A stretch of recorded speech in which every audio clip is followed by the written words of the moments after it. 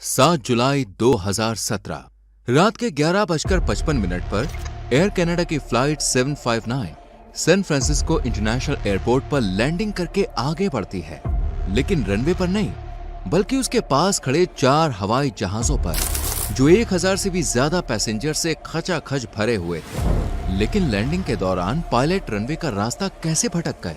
क्यों उनके फ्लाइट के ऑटोमेटिक लैंडिंग सिस्टम और एयर ट्रैफिक कंट्रोल से कोई वार्निंग नहीं मिली? और क्या इस हादसे में 5 जहाजों के टकराने से 1150 लोग बेरहमी से मारे जाएंगे? या आखिर के कुछ सेकंड्स में ऐसी घटना होगी जिस बारे में किसी ने सोचा तक नहीं था। Landing involving an Air Canada plane at the San Francisco airport. Call at San Francisco International Airport. This Air Canada flight was cleared to land Friday, but the pilot mistakenly lined up the plane for a taxiway next to the runway. Friday night, it was in fact a very close call. 4 other passenger jets loaded with passengers and fuel lined up on that taxiway. That almost landed on top of 4 jets on the taxiway at SFO. An Air Canada plane came to slamming into other jets. A near miss at SFO. A flight came close to hitting other planes while coming in for a landing.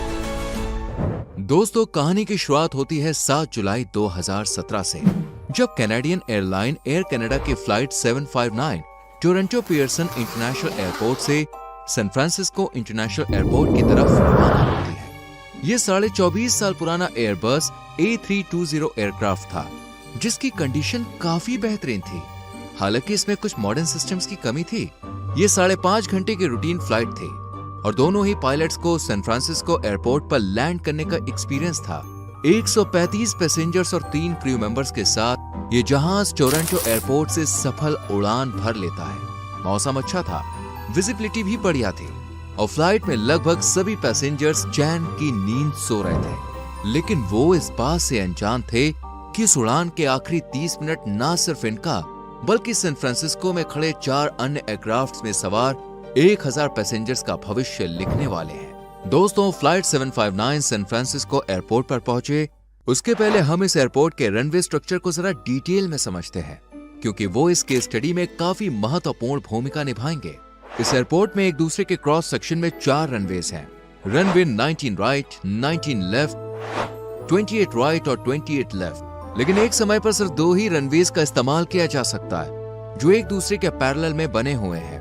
अब अगर हवा दक्षिण दिशा से बहती है तो 19 right और 19 left runways को टेक ऑफ और लैंडिंग के लिए खोला जाता है, और जब हवा पश्चिम दिशा से बहती है तो 28 राइट और 29 लेफ्ट रनवेज का इस्तेमाल किया जाता है। 7 जुलाई के दिन जब Air Canada flight 759 San Francisco की तरफ पहुंची थी, तब हवा वेस्ट से बह रही थी, यानी फ्लाइट की लैंडिंग के लिए सही डायरेक्शन ईस्ट थी, क्योंकि प्लेन की लैंडिंग हमेशा हवा की ऑपोजिट डायरेक्शन में की जाती है। ऐसे में जब फ्लाइट ने सैन फ्रांसिस्को एयरपोर्ट के एयर ट्रैफिक कंट्रोल से कांटेक्ट किया तो उन्हें रनवे 28R यानी राइट पर लैंड करने की परमिशन दे दी गई।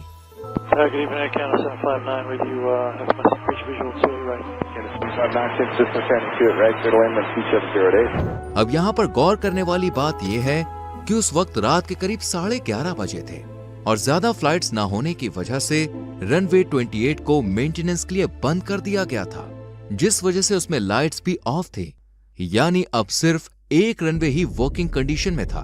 दोस्तों, हम सभी जानते हैं कि जब रनवे बिजी होता है तो जो नेक्स्ट फ्लाइट होती है वो रनवे के पास बने छोटे टैक्सी वे पर खड़े रहकर अपनी बारी का इंतजार करती है। ठीक वैसे ही रनवे सैन फ्रांसिस्को एयरपोर्ट पर पहले एक टैक्सी वे था, फिर रनवे 28 लेफ्ट, जिसके बाद रनवे 28 राइट और आखिर में एक और टैक्सीवे बना हुआ था।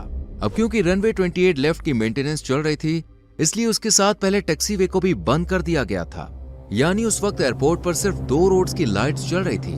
पहला था रनवे 28 राइट और दूसरा था उसके बिल्कुल पास बना टैक्सीवे। ऐसे में जब ATC ने फ्लाइट 759 को रनवे 28 पर लैंड करने की परमिशन दी, तभी पायलट एक बड़ा ब्लंडर कर बैठे। जी हाँ, वो पहले भी इस एयरपोर्ट पर लैंड कर चुके थे, तो उन्हें पता था कि 2 रनवेज की पैरेलल लाइट्स चलती है, लेकिन उस दिन तो रनवे 28 लेफ्ट बंद था। ऐसे में पायलट राइट वाले को लेफ्ट रनवे और टैक्सीवे को राइट रनवे समझ बैठे और उन्होंने अपना प्लेन उसी टैक्सीवे की तरफ अलाइन कर दिया, जहां उस वक्त 4 जहाज टेक ऑफ के लिए रनवे के खाली होने का वेट कर रहे थे, जिसमें United airlines flight 1, Philippines airline flight 115, United kingdom airlines flight 863 और यूनाइटेड किंगडम फ्लाइट 1118 शामिल थी, जिनमें कुल मिलाकर 1000 से भी ज्यादा पैसेंजर सवार थे और सबका फ्यूल टैंक फुल था। और इनकी मौजूदगी से अनजान एयर कनाडा फ्लाइट 759 काल बनकर इनकी तरफ तेजी से बढ़ रही थी। अब एयर कनाडा फ्लाइट 759 के पायलट्स ने तो अंधेरी रात में रनवे पहचानने में भूल कर दी थी, लेकिन सवाल यह है कि एटीसी ने उन्हें करेक्ट क्यों नहीं किया। तो इसके लिए हमें इस इंसिडेंट को बड़े गौर से समझना होगा।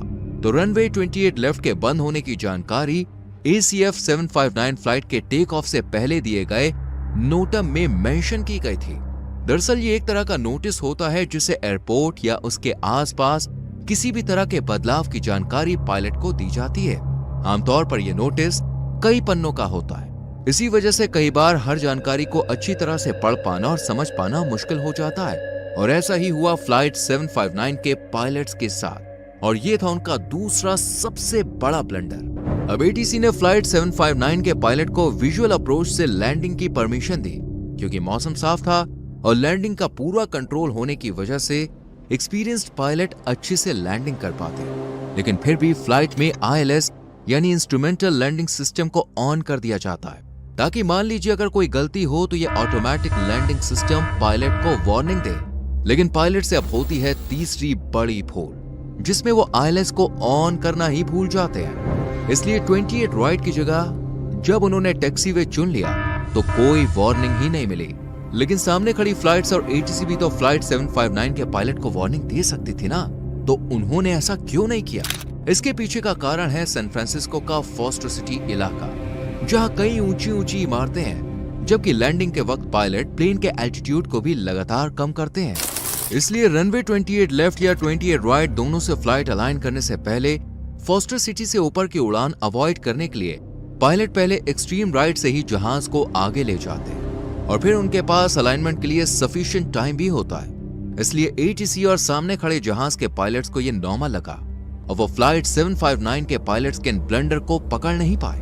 अब धीरे धीरे रनवे और प्लेन के बीच का डिस्टेंस और एल्टीट्यूड दोनों घट रहे थे। तभी करीब 11:50 पर फिलीपींस एयरलाइंस के पायलट ने नोटिस किया कि एयर कनाडा का जहाज खुद को रनवे 29 राइट की तरफ नहीं ले जा रहा है। इसलिए सिग्नल देने के लिए उसने अपने जहाज के लैंडिंग लाइट्स ऑन कर दी, ताकि फ्लाइट 759 को पता चल सके कि यह टैक्सीवे है, जहां पहले से ही 4 प्लेन्स मौजूद हैं। पायलट्स को इस बात का पता भी चला और उन्होंने तुरंत ही एटीसी से कांटेक्ट करके कहा कि हमें रनवे पर कुछ लाइट्स दिख रही हैं। Tower, just want to confirm this Air Canada 759. We see some lights on the runway there. Across the runway, can you confirm a clear land? लेकिन एटीसी ऑपरेटर ने भी अपने करियर की सबसे बड़ी भूल कर दी और फ्लाइट की पोजीशन चेक किए बिना ही कह दिया कि रनवे पूरा खाली है। Canada 759 confirmed clear to land runway 28 right. There is no one on 28 right flight view. रात के करीब 11:55 पर जब फ्लाइट 759 एयरपोर्ट से सिर्फ चंद सेकंड्स की दूरी पर थे, तभी टैक्सीवे पर खड़े चारों पायलट्स को पता चल गया कि जहाज के पायलट ने टैक्सीवे को ही रनवे समझ लिया है और वो हमारे प्लेन के ऊपर ही लैंड करके हर किसी को मौत के घाट उतार देंगे। तभी सबसे आगे खड़ी यूनाइटेड एयरलाइंस फ्लाइट 1 के पायलट ने तुरंत ही कम्युनिकेशन सिस्टम को ऑन किया और एटीसी से कहा कि ये बंदा क्या कर रहा है और ये रनवे की जगह टैक्सीवे की तरफ क्यों बढ़ रहा है।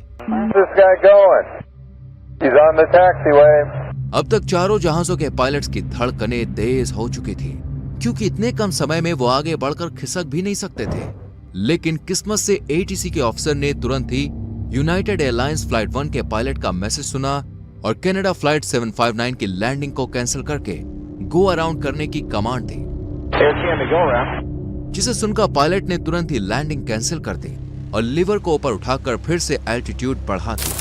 दोस्तों, ये बात जानकर आपकी रूह कांप जाएगी कि जब पायलट ने लिवर ऊपर करना शुरू किया तब वो दूसरी और तीसरी फ्लाइट से सिर्फ 10 फीट की ऊंचाई पर था, और अगर वो इस काम में 5 सेकंड्स की भी देरी करते तो फ्लाइट 759 फिलीपींस एयरलाइंस की फ्लाइट 115 और यूनाइटेड एयरलाइंस की फ्लाइट 863 से टकरा जाती।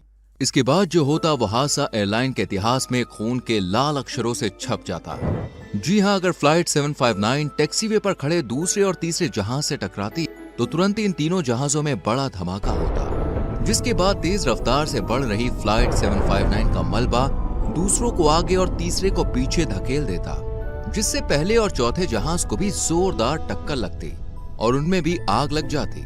कुछ एक्सपर्ट्स का कहना है कि यह हादसा 30 सेकंड से भी कम समय में हो जाता और इन 5 जहाजों के ब्लास्ट से इतना खतरनाक धमाका होता कि इनमें सवार करीब 1150 यात्री कुछ ही मिनटों में जलकर राख हो जाते। मगर खुशकिस्मती से यह हादसा टल गया।